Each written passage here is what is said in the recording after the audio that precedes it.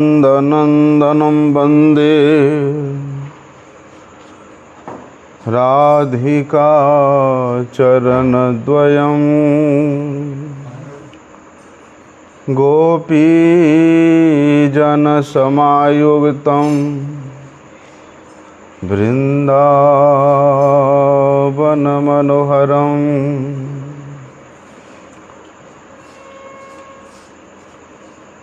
वाञ्छाकल्पतरुर्भ्यश्च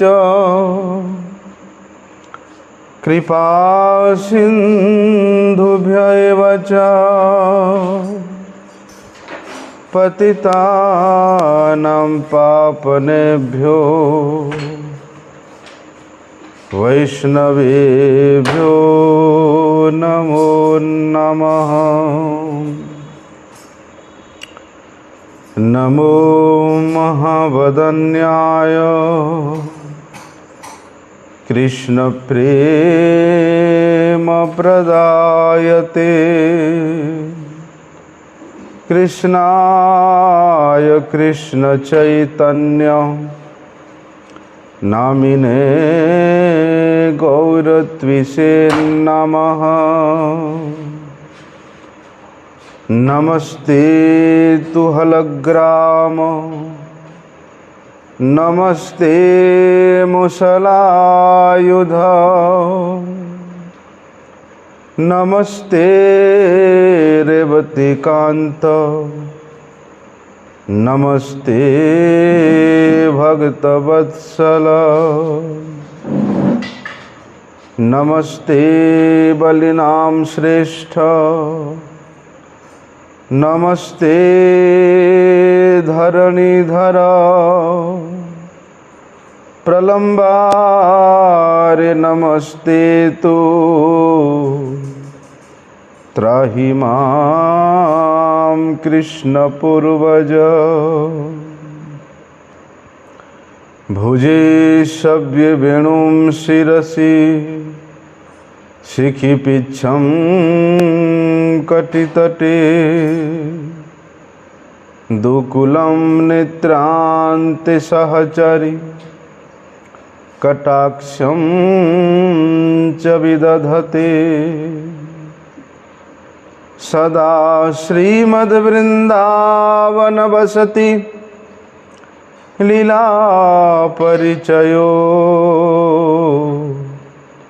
जगन्नाथ स्वामी नयनपथगामी भवतु मे। हे कृष्ण करुणा सिंधु दीनबंधु जगत्पते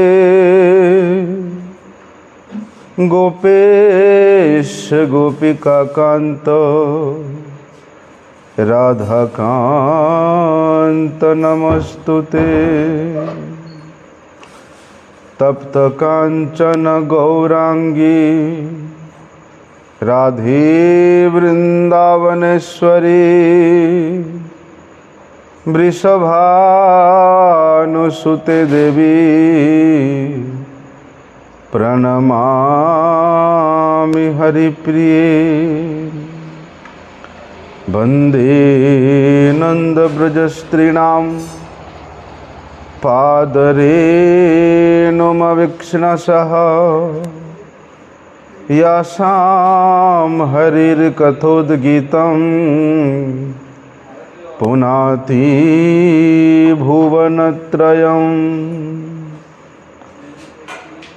नारायणं नमस्कृत्यं नरं चैव नरोत्तमं देवीं सरस्वती व्यासं ततो जयमुदीरये। भक्त्या विहीनमपराधलक्ष्यै क्षिप्ताश्च कामादितरङ्गमध्ये कृपामयि त्वां शरणं प्रपन्नं वृन्दे नुमस्ते चरणारविन्दम्।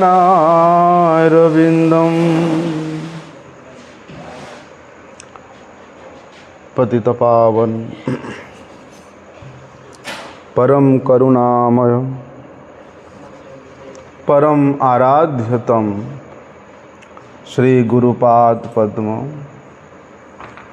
नित्य लीला प्रविष्टम विष्णुपाद परमहंस परिव्राजकाचार्य वर्ज्य अष्टोत्तर शत श्रीमत् शिल भक्ति वल्लभ तीर्थ गोस्वामी गुरु महाराज जी के श्री अभय चरणारविंद में साष्टांग दंडवत प्रणाम करते हुए उनकी हेतु की कृपा प्रार्थना करता।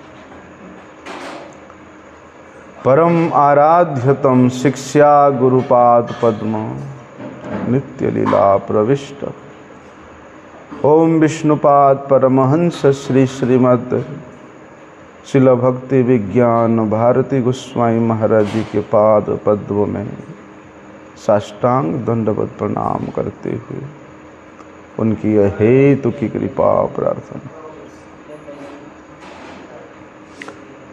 श्रीमद् भागवत महापुराण श्रवण धारा में श्री सुखदेव गोस्वामी जी के वचनामृत का आस्वादन करते हुए हम लोगों ने श्रवण किया था कि भगवान के भक्त अपनी सभी इंद्रियों के विषयों को अतिक्रम कर जाता है। इंद्रियों के विषयों में किसी प्रकार से वे लिप्त नहीं रहता। जिस प्रकार से सुखदेव गोस्वामी इस बात को यहाँ बता रहे हैं कि घ्राणेन गंधम रसनेन वै रसम रूपम च दृष्ट्या श्वसनम त्वचैव श्रोत्रेण चोत्पेत्य नभो गुणत्वम प्राणेन च आकृतिम उपैति योगी। जिस प्रकार से इस संसार के प्रत्येक व्यक्ति संसार के विषय वस्तुओं के प्रति आकर्षित है और उनमें से भी मुख्य रूप से इंद्रियों की जो विषय है, सूंघने से सुगंधि को, चखने से स्वाद को, देखने में सुंदर दृष्टि को, संपर्क में दूसरे से स्पर्श को, सुनने में बड़े मधुर भाषा मधुर संगीत सुनने को हमारे इंद्रियां आकर्षित होती है। लेकिन भगवान के भक्त बोलते इन इंद्रियों के विषयों से संपूर्ण रूप से अपने आप को मुक्त कर देता है। क्योंकि जब तक इस प्राकृत जगत के रस आस्वादन करने का हमारा आकर्षण रहेगा, हमारा वृत्ति रहेगा, तब तक अप्राकृत रस आस्वादन होगा ही नहीं।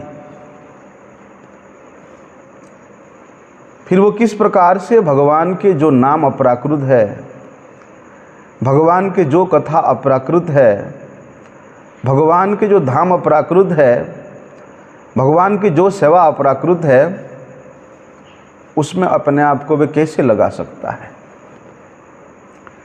इसलिए सुखदेव गोस्वामी जी ने परीक्षित महाराज को भगवान के नित्य धाम वापिस जाने का जो पद्धति है उसको भी बता रहे हैं कि सभूत सूक्ष्मेन्द्रिय सन्निकर्षम मनोमयम देवमयम विकार्यम संसाध्य गत्या सहतेन याति विज्ञान तत्वम गुणसन्निरोधम। इस बात को बताते हुए सुखदेव गोस्वामी वर्णन कर रहे हैं, भैया ये शरीर के जो इंद्रियां हैं आप इधर आ जाओ ना, क्योंकि उधर वो लोग बैठेंगे। इधर इधर इधर आ जाओ।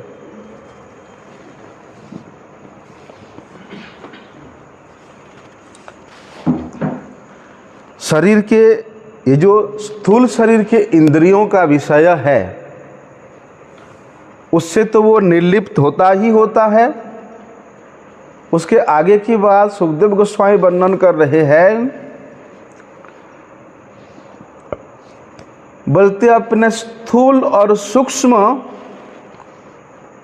शरीर में जो आकर्षण है, जो अहंकार है, बोलते उसी से भी भक्त मुक्त हो जाता है।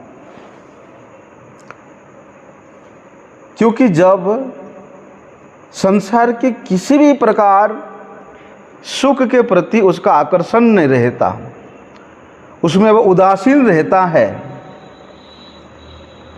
अर्थात वे सुख का स्वरूप जो है उसके मन में विलीन हो जाता है।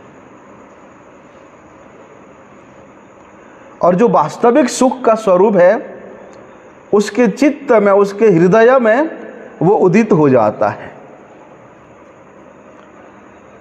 चित्त सुख का परिमाण जितने ही परसेंटेज में उदित होगा, अनुभव होगा, बोलते उतने ही परिमाण में ये जो तमगुणी अहंकार है, ये जो रजोगुणी अहंकार है, ये विलीन होगा, तिरोहित होगा, उदासीनता उसमें अपने आप हो जाएगा। और बोलते हैं उसको सतोगुणी अहंकार प्राप्त होता है। वो सतोगुणी अहंकार क्या है कि दासो अहम वासुदेवस्य, कि हम संसार का दास नहीं है, हम भगवान का दास है।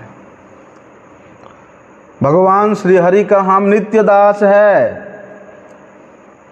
ये है हमारा सतोगुणी अहंकार। बोलते इस अहंकार में स्थित होकर के जीव शुद्ध आत्म साक्षात्कार को प्राप्त कर लेता है। आत्म साक्षात्कार का मतलब क्या है? हम लोग तो सुनते हैं कि भैया, हाँ, बोलते मैं भगवान का दास हूं, इसको परिपूर्ण रूप से स्वीकार करना। ऐसे करके नहीं बैठते। तो ये मैं भगवान का नित्य सेवक हूं, नित्य दास हूं, अपने इस नित्य स्वरूप में स्थित होना, इस नित्य स्वरूप में अनुभव करना और इस नित्य स्वरूप के साथ भगवान के संपर्क में रहना, ये है हमारा शुद्ध चेतना।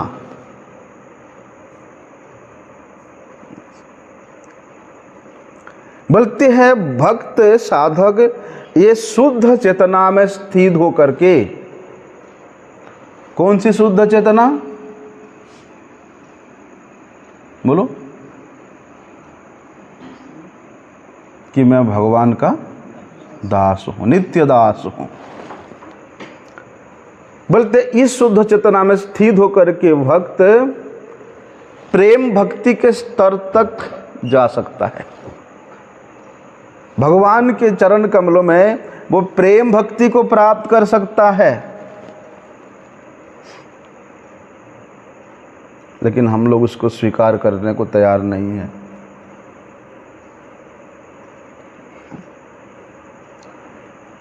भाई भगवान हमारे लिए इतना कुछ व्यवस्था करते हैं, हवा की, पानी की, रश्मि की, हमारे हर एक चीज़ का व्यवस्था करते हैं। क्या हमसे कोई टैक्स लेते हैं भगवान? कोई पारिश्रमिक लेते हैं? उल्टा यदि आप भगवान के लिए करोगे तो भगवान अपनी प्रेम दे देते हैं। तो भगवान के जितना महावदान्य कौन हो सकता है? जैसे ही साधक भगवत संबंधी कार्यों में लगता है,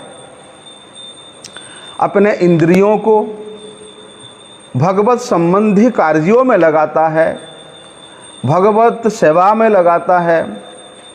जैसे कि अम्बरीश महाराज अपने प्रत्येक क्रिया को, प्रत्येक इंद्रियों को भगवान वासुदेव के सेवा में लगा के रखा था। मनः कृष्ण पदारविंदयो रचांसि तत् वैकुंठ गुणानुवर्णने। सभी इंद्रियों का राजा होता है मन, इसलिए भी अपने मन को उस भ्रमर के मापी नित्य निरंतर श्री हरि के पाद पद्म के स्मरण में लगा के रखा। फलस्वरूप उसके अनुगत जितना इंद्रियां है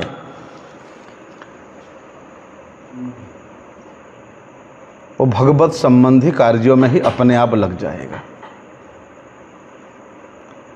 इसी प्रकार जब भक्त अपने इंद्रियों को ऐसे शुद्ध सत्वमय भगवत सेवा में लगा के रखता है तो वास्तविक रूप से बाहरी दृष्टि से देखने में लगता है कि हमारा इंद्रियां जो है भौतिक है, प्राकृतिक है, लेकिन भगवान की सेवा करते करते वो भी शुद्ध हो जाती है, शुद्ध अवस्था को प्राप्त हो जाती है। इंद्रियों को शुद्ध करने का इससे अच्छा तरीका और कुछ नहीं है।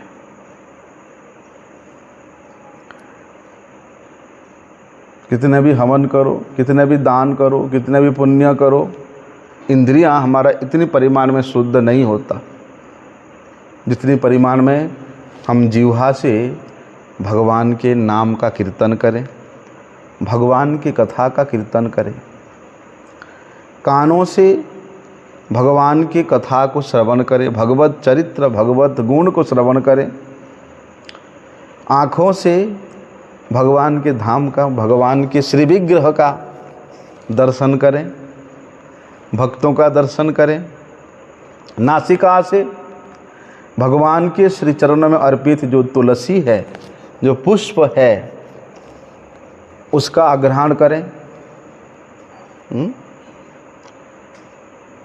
सिर से भगवान को प्रणाम करें, भगवान के जो भक्त है उनके चरणों में नमन करें, त्वचा से तत्भक्त अंग संगमम, भगवान के भक्तों को ही आलिंगन करें, हाथों से भगवान की सेवा करें, पैरों से भगवान के धाम का परिक्रमा करें, भगवान के मंदिर तक चल के जाएं। इस प्रकार अपनी प्रत्येक इंद्रिय को उस इंद्रिय अधिपति भगवान ऋषिकेश की सेवा में नियोजित करने के कारण बोलते हुए इंद्रियां अपने आप शुद्धावस्था को प्राप्त हो जाता है। तो ऐसे शुद्ध अवस्था को प्राप्त हुआ भक्त भगवान के साथ जितने परिमाण में युक्त होता है बोलते और किसी तरीका से उतना स्पष्ट रूप से युक्त नहीं हो सकता, नहीं हो सकता।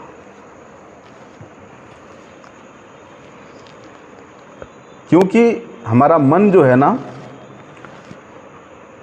ये सतोगुणी होता है, लेकिन हमने उसको तमोगुणी बना लिया है। जो हमारा ये स्थूल इंद्रियां है ये तमोगुण में लीन हो जाती है, और जितना सूक्ष्म इंद्रिय है वो रजोगुण में लीन हो जाती है। लेकिन ये जो मन है, मन का संबंध हमेशा सत्वगुण में रहता है, इसलिए वो सत्व गुणमय भगवत संबंधी वस्तुओं के साथ इसका संबंध विशेष रूप से करना चाहिए, उसमें संबंध में रहना चाहिए। इसलिए इसको देवमय कहा जाता है कभी कभी, मन को भी है। लेकिन उससे भी श्रेष्ठ रूप से यदि हम अपने मन को शुद्ध सत्व अवस्था में स्थित करें तो सबसे सरल उपाय है कि भैया भगवान का दास बन करके रहो। केवल मुंह में बोलने से नहीं होगा कि हम भगवान के दास हैं। दास के माफिक कार्य करना पड़ेगा, दास के माफिक आचरण करना पड़ेगा, दास के माफिक शरणागत होना पड़ेगा।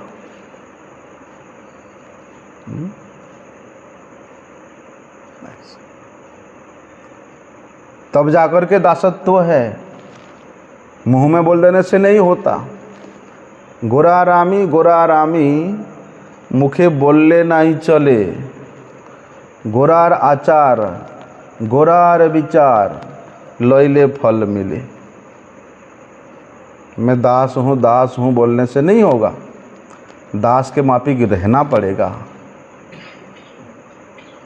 कई हमको 2 शब्द बोल दे तो हम उसको 4 शब्द सुना देते हैं। हाँ? ऐसा नहीं, दास के माफी आचरण करना पड़ेगा। इसलिए प्रत्येक मनुष्य को उस शुद्ध अवस्था तक पहुंचने के लिए प्रयास करना चाहिए, क्योंकि भगवान जिस प्रकार से शुद्ध सत्वमय है, वासुदेव सत्व है, उसी प्रकार उस वासुदेव के अंश होने के कारण, उस वासुदेव के नित्य दास होने के कारण हम भी शुद्ध सत्वमय है। लेकिन अपने उस शुद्ध सत्वमयता को हम लोग भूल गए हैं। किसके आवरण में पढ़ करके? इस संसार के अनित्य सुख सुविधाओं के आवरण में पढ़ करके, स्थूल सूक्ष्म अहंकार में पढ़ करके, मैं और मेरा इस भावना में पढ़ करके। इसलिए जब तक हम अपने मन को, अपनी स्थिति को, अपने स्वरूप को बोलते सत्वमय के स्थिति तक नहीं ले जाते, तब शुद्ध सत्वमय भगवान के नाम हमारी जिह्वा में कीर्तित नहीं होगा। तब तक शुद्ध सत्वमय भगवत सेवा हमारे इन इंद्रियों से साधित नहीं होगा, क्योंकि ये वसुदेव सत्व ही हमको भगवत धाम जाने के लिए विशेष रूप से सहायक होता है।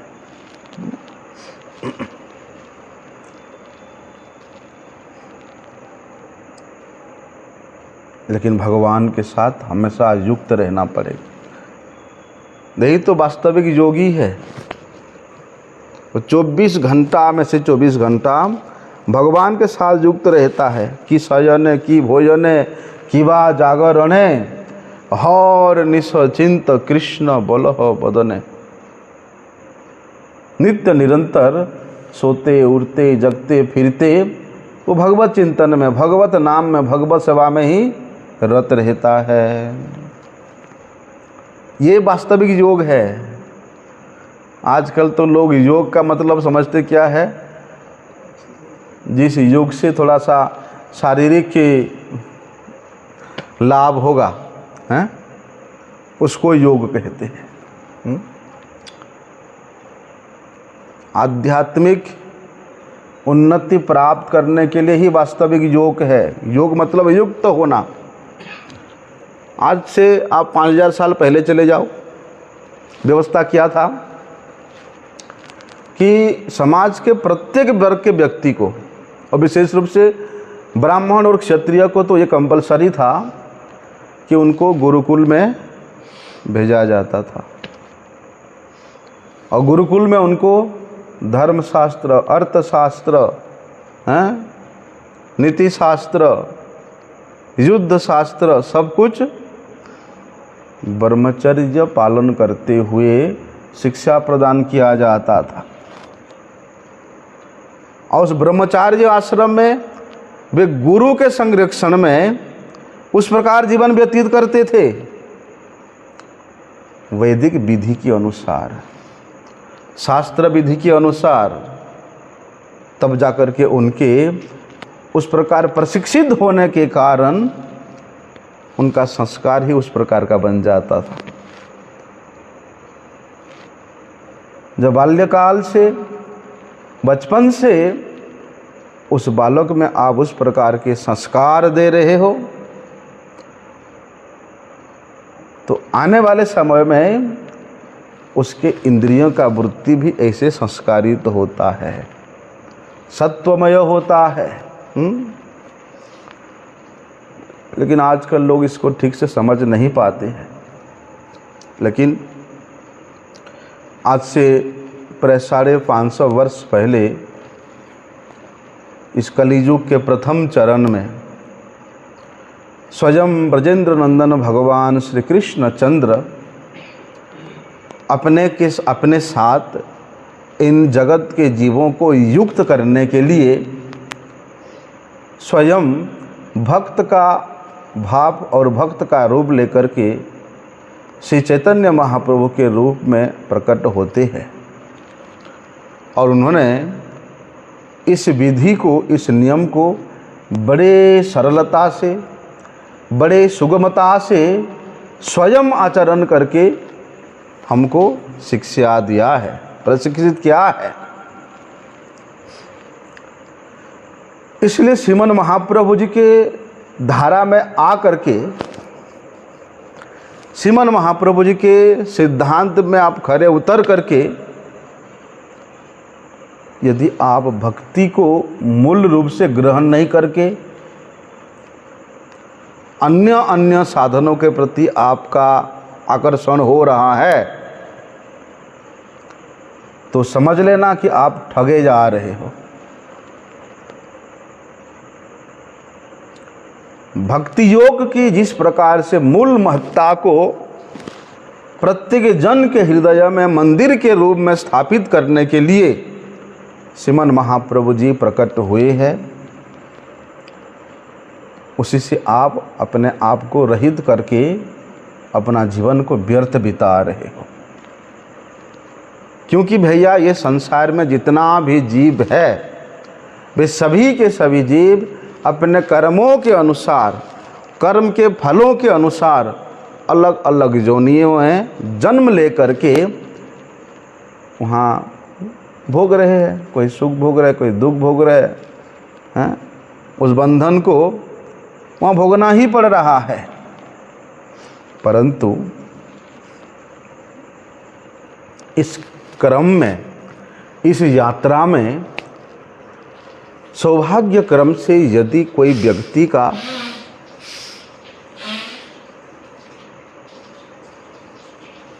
साधु दर्शन हो जाता है,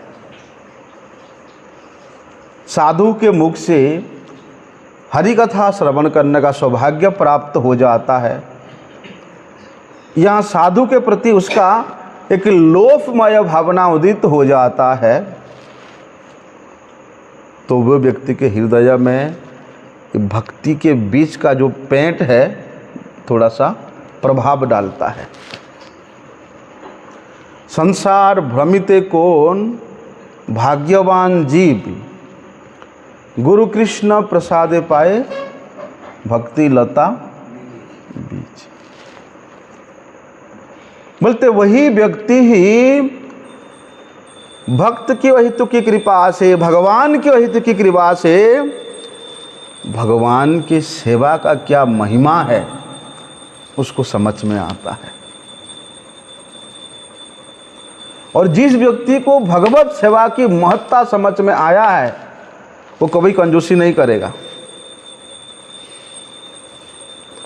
किस चीज का कंजूसी? बोलते पारिश्रमिक कंजूसी। हम लोग सोचते हैं, कंजूसी करते हैं कि चलो आधा घंटा का सेवा है, बस कर लेते हैं, उसके बाद तो फ्री हो जाएंगे, हैं? चलो 1 घंटा का सेवा, उसके बाद तो फ्री हो जाएंगे, फिर आराम से सोएंगे, घूमेंगे, हैं? मोबाइल देखेंगे। इस प्रकार का कंजूसी। जिसको भगवान के सेवा का महत्ता पता है वो व्यक्ति 24 घंटा में से 24 घंटा भगवान के सेवा में अपने आप को लगा के रखना चाहेगा। विशेष रूप से जिसके प्रति गुरु कृपा हुआ है वे व्यक्ति का ही भगवत सेवा में अनुरक्ति होती है। देखा मैंने, गुरु जी बड़े दयालु हैं, वे दया करके कृपा करके उस शरणागत जीव को भगवान का सेवा में अधिकार प्रदान करते हैं। अधिकार प्रदान करने का मतलब कि उसके हृदय में सेवा के प्रति उतना श्रद्धा, उतना विश्वास, उतना लगाव, उतना लोभ जागरण करते हैं।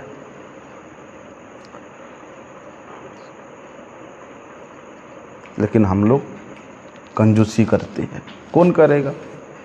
करे तो करे, ना करे तो ना करे, मेरा तो सेवा हो गया, बस छोड़ो। हाँ? नहीं। इसी प्रकार जो गृहस्थ जन है वो किस प्रकार से सेवा करेंगे? गुरु चरणाश्रय प्रत्येक व्यक्ति अपने घर के मूलभूत स्थिति को भगवान के सेवा के रूप में केंद्रीभूत करके वे घर का सब कार्य करते हैं। जिस दिन घर के प्रत्येक सेवा भगवान के सुख के निमित्त किया जाएगा, वे घर गृहस्थी क्यों ना हो, बोलते उसी दिन वो घर गोलोक वृंदावन बन जाता है। जे दिन गृहे भजन देखी, गृहे ते गोलोक भाई। कि भगवान के सेवा को निमित्त बना करके, केंद्र बना करके उस घर का प्रत्येक कार्य करो। रसोई करो, कमाई करो, बिजनेस करो, हैं, जो कुछ करना है करो, लेकिन चोरी नहीं करना, डकैती नहीं करना, अन्याय रूप से पैसा अर्जन नहीं करना।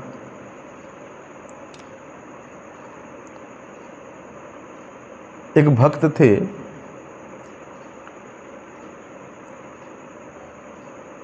बिल्वमंगल ठाकुर, बाद में उनका नाम बिल्वमंगल हुआ।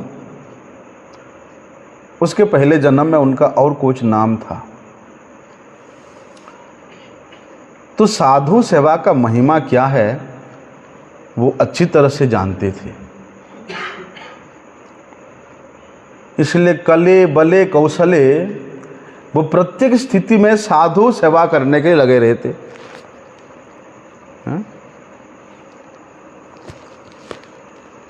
भाई उनका जितना था सब बिक गया साधुओं को सेवा करने के लिए।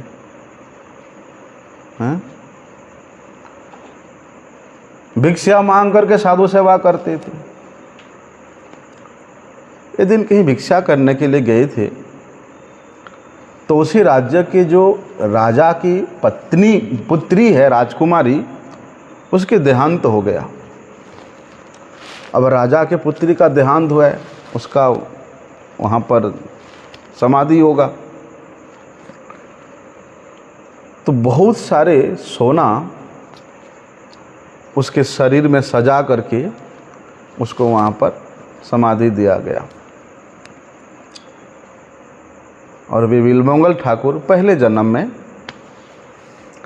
ये स्थिति को देखा। वो सोचते, अरे वाह, इतनी सारी सोना उस मृत शरीर में पड़े पड़े क्या होगा, उससे अच्छा है कि मैं उस सबको ला करके साधु सेवा में लगा दूं।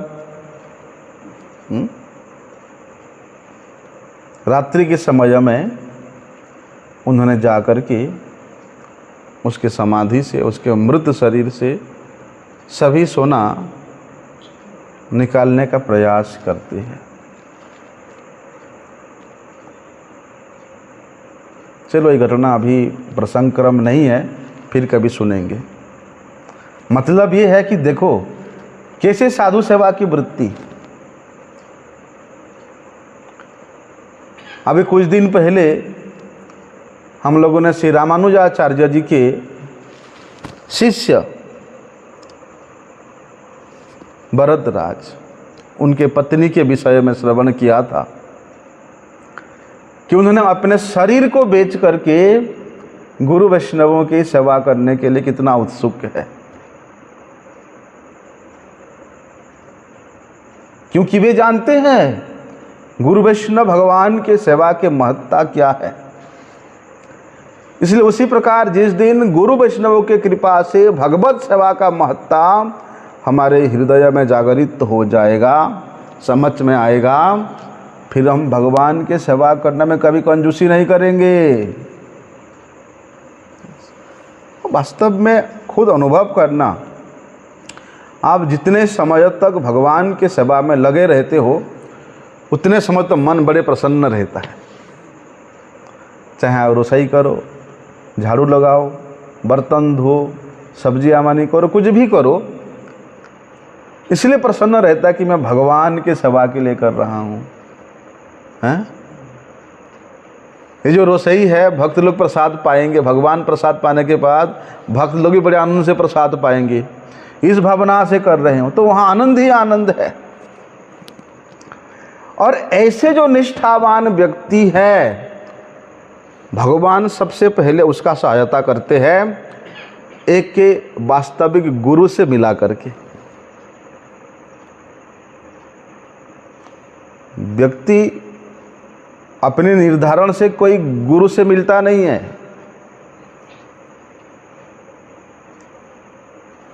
यदि कपट इच्छा किया है तो उसको कपट भावपूर्ण गुरु मिलेंगे, और वास्तविक रूप से भगवान के सेवा के प्रति उसका आकर्षण है, भगवान को सुख देने के लिए उसके मन में लालसा है, तो सबसे पहले भगवान उस व्यक्ति को एक वास्तविक गुरु से भेंट करा करके उसका सहायता करते हैं, क्योंकि वे गुरु भगवान के निजजन है, भगवान के प्रियजन है, वे भगवान के प्रतिनिधि हैं। और ऐसे गुरु के उपदेश से उस मनुष्य का, उस साधक का जीवन बिल्कुल सुधर जाता है, अर्थात उसको भक्ति योग की जो बीज है वो प्राप्त होता है। जैसे कि हम लोग श्रवण करते हैं, भगवान श्री चैतन्य महाप्रभु यही निर्देश देते हैं कि प्रत्येक भक्त अपने हृदय में उस गुरु प्रदत्त भक्ति के बीज को बोए, उसको लगाए। जिस प्रकार हम कोई खेत में कोई बीज लगाते हैं, यदि वो खेत सूखी जगह है, कंकड़िली जगह है, पथरी जगह है, तो वहाँ विशेष रूप से वो उठता नहीं है, अंकुरित नहीं होता। जो भूमि जितना उर्वर होता है उतना जल्दी वहाँ वो बीज वहाँ प्रस्फुटित होता है। उर्वर का मतलब क्या है? बोलते हमारे हृदय में भगवान की सेवा के प्रति जितना लालसा है, भगवत कथा के प्रति जितना लोभ है, ये उर्वरता है। उस भूमि में जब ये भक्ति का बीज बोया जाता है, बोलते वो बहुत जल्दी सींच करके, जल के द्वारा सींच करके, कौन सा जल के द्वारा? यही श्रवण और कीर्तन रूप जल। अभी गर्मी के दिन है, यदि आप एक दिन भी पौधे में पानी नहीं दोगे तो वो शाम को मुरझा जाता है। इसे देखो ना तुलसी जी का नित्य जल सिंचन करना पड़ेगा, तब जाकर के वो जो नया नया प्रस्फुटित हुआ है बीज, वो पल्लवित होगा। इस प्रकार गुरु जी ने हमको हमारे हृदय में वो बीज बो तो दिया, लेकिन हम लोग उसको सिंचन नहीं करते हैं, पानी नहीं देते हैं, खाद नहीं देते हैं। कैसे होगा? क्योंकि जब पानी देने का समय है तब आपको हमको नींद आता है ना। अर्थात जब कथा सुनने का समय आएगा तब हमको नींद आएगा। जब कीर्तन करने का समय आएगा तब बाजार जाने का व्यस्तता आएगा। इसलिए नित्य प्रति प्रत्येक दिन श्रवण कीर्तन करना कंपलसरी है। आप एक दिन मत खाओ, देखना दूसरे दिन आप ही मुरझे जाओगे, अरे आज तो बड़े दुर्बल लग रहा है भैया, हम नहीं जा सकता है, क्योंकि काल तुमने नहीं खाया।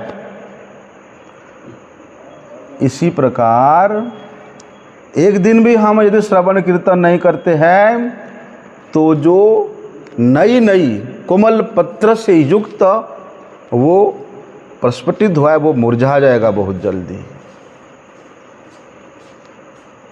पहले हम जब नई नई मठ में आए, मठ में महाराज ऐसा व्यवस्था था कि जो ब्रह्मचारी मंगल आरती में नहीं आएगा, कथा कीर्तन में नहीं बैठेगा, उसको पूरे दिन का प्रसाद नहीं मिलेगा। ये उसके लिए दंड था।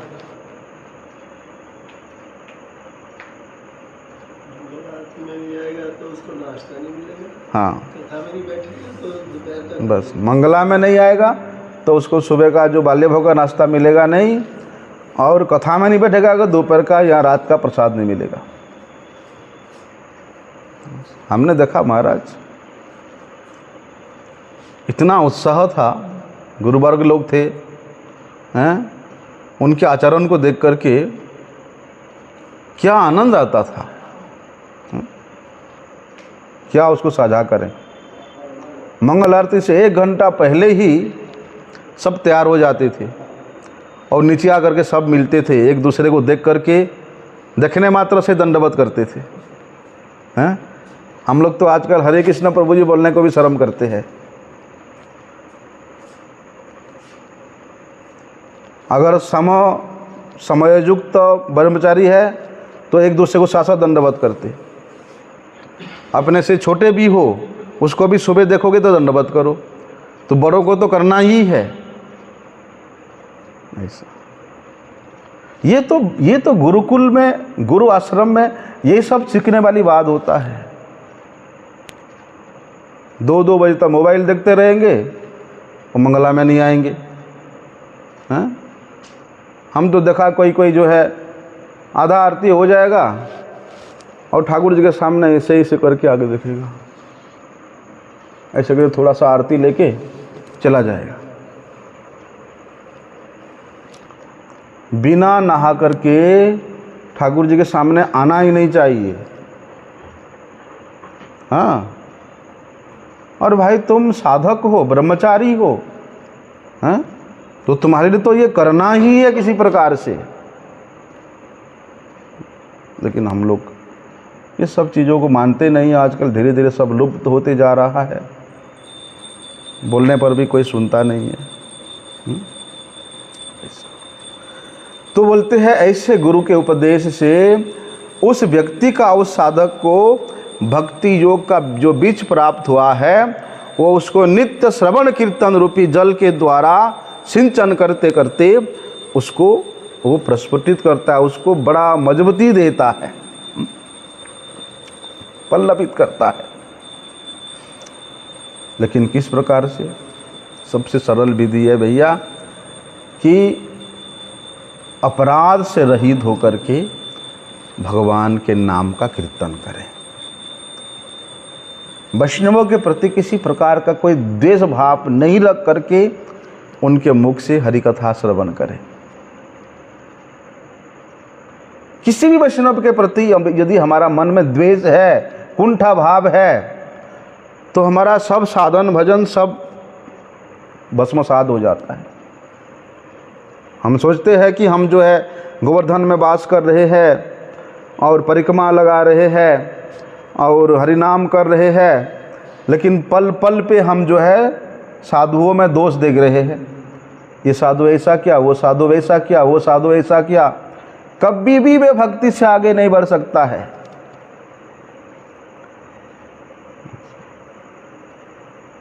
अरे जो व्यक्ति बचपन से अपना सब कुछ त्याग करके गुरु आश्रय में रह करके ब्रह्मचर्य जीवन पालन करते हुए गुरु जी का सेवा किया है, उस व्यक्ति का यदि तुम दोष दर्शन करोगे तो तुम्हारा कभी भी कल्याण नहीं होगा, कभी भी तुम भक्ति में आगे नहीं बढ़ सकते हो।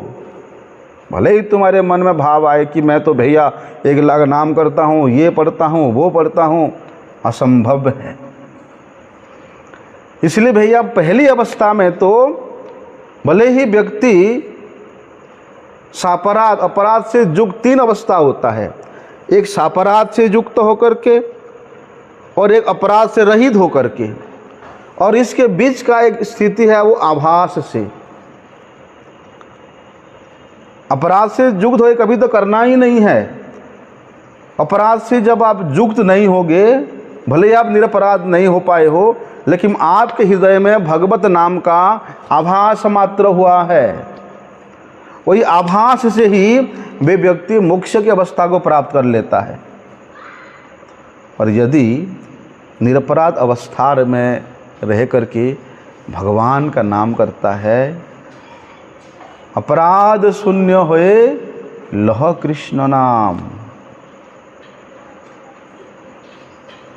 तब तो भैया स्थिति ऐसी होती है, वो व्यक्ति वास्तव में भगवान के धाम में प्रवेश करने योग्य हो जाता है। यद्यपि वे शारीरिक रूप से ये संसार में रहता है, लेकिन ये संसार का त्रिताप, ये संसार के जो प्राकृतिक गुण, ये संसार के शोक मोह भया अपहा, उसको कुछ नहीं कर सकता है, क्योंकि वो अपराध से रहित होकर के भगवान का सेवा कर रहा है, भगवान का नाम कीर्तन कर रहा है। लेकिन उस प्रकार अपराध से रहित होकर के नाम कीर्तन करने के लिए भैया हम लोगों को कुछ नियम पालन करना पड़ेगा। जैसे हम लोग भगवान के नाम, भगवान की कथा का श्रवण कीर्तन तो करते हैं, तो हमारा इच्छा क्या होता है? अभिप्राय केवल ये नहीं है कि हरिनाम ही करने से ही श्रवण कीर्तन होता है, हैं? बोलते हैं ना कि श्रीमन महाप्रभु जी, जो व्यक्ति 1 लाख नाम नहीं करता, श्रीमन महाप्रभु जी उसके हाथ से दिया हुआ कोई वस्तु ग्रहण नहीं करते हैं। अब भाई जो मठवासी है, ब्रह्मचारी है, जो हमेशा सेवा में लगा हुआ है, अब उसको समय कहाँ से मिलेगा? नहीं, कई बार मिल नहीं पाता है, हैं?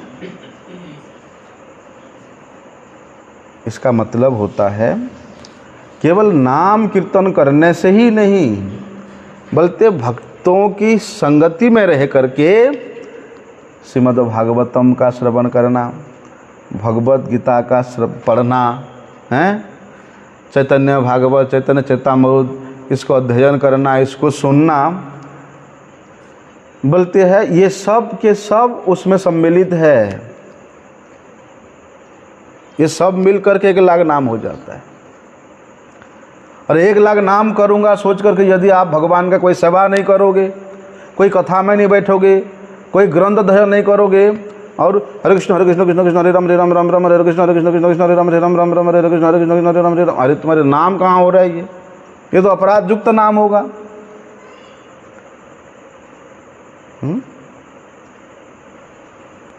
भगवान के साथ अपने मन को युक्त करके भगवान के एक एक नाम में जो मधु झर रहा है उसको आस्वादन करते हुए नाम करना चाहिए। हमारे गुरुजी ने हम लोगों को कैसा सिखाया आचरण? हरे कृष्ण कृष्ण कृष्ण हरे हरे, हरे राम राम राम हरे हरे। इस प्रकार का एक नाम आपके 1 लाख नाम के बराबर हो जाता है। हाँ, एक कृष्ण नाम यदि वास्तविक रूप से आपके जिह्वा में उदित होता है, बोलते वही एक कृष्ण नाम आपको भगवत प्रेम प्रदान करने में यथार्थ है। अभी 1 लाख नाम के चक्कर में हम लोग अपराध भी कर रहे हैं, वैष्णवों में दोष भी देख रहे हैं, क्योंकि मैं लखपति हूं भैया।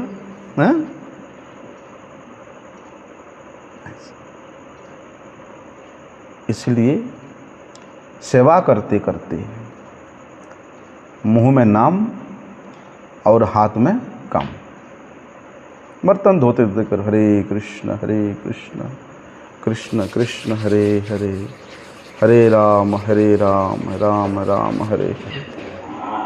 ऐसा हमेशा भगवान के नाम कीर्तन करते करते सेवा करो।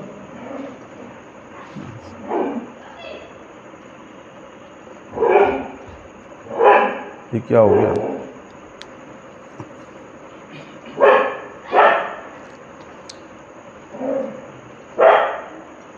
इस विषय को हम लोग कल थोड़ा विस्तार से सुनेंगे, ठीक है?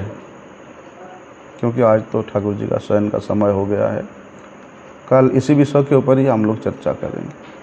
मंचा कल्पतरुभ्यश्च कृपा सिंधुभ्येव च पतितानां पावनेभ्यो वैष्णवेभ्यो। कहानी जो सुना